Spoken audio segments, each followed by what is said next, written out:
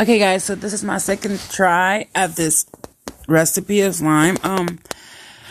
This time I'm not going to talk throughout the whole video because it's like 10-minute. It's a 10-minute long video. But this is what I did. I started with a clean bowl. This time it was dry, and I added the glue first, and then I added the detergent little by little. I also added a little bit of salt, and I just played with it. I really don't know if I made slime or what could I have done to make it different, because to me slime is a little bit more watery, and you will see that it just turned out, to me it was more like, it felt like gum, like about to be dry kind of gum. So I don't know, any suggestion, leave it in the comments, and if you want me to try another recipe, let me know. Like and subscribe for more, y'all.